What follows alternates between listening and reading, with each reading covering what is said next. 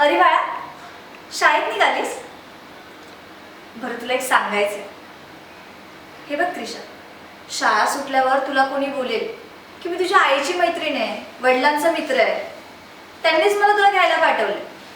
पण अशा वेळी त्यांच्यावरती विश्वास न ठेवता किंवा ते तुला बोलतील की हे मी तुला खाऊ देतो, अशा अनेक मोहात टाकणाऱ्या गोष्टी ते तुझ्यासोबत करतील. पण अशा वेळी त्यांच्यावर विश्वास ठेवायचा नाही आणि त्यांच्यासोबत मुळीच जायचं नाही. आणि आणखी एक, हल्ली जग खूप वेगळं आहे. जर कोणी तुझ्या हाताला, तुझ्या गालाला स्पर्श केला तर तो स्पर्श चांगला समजायचा. परंतु तोच हात जर तुझ्या कमरेवर, पाठीवर किंवा कमरेच्या खाली जात असेल ना, तर तो स्पर्श चुकीचा आहे आणि त्या माणसापासून तुला धोका आहे.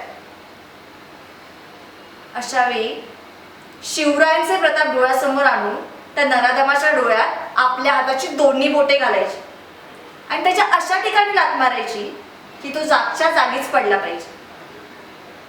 आणि न घाबरता जवळच्या पोलीस स्टेशनला जाऊन याची कंप्लेंट करायची.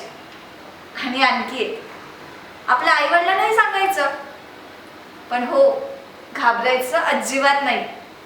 समजलं? बरं, बाय.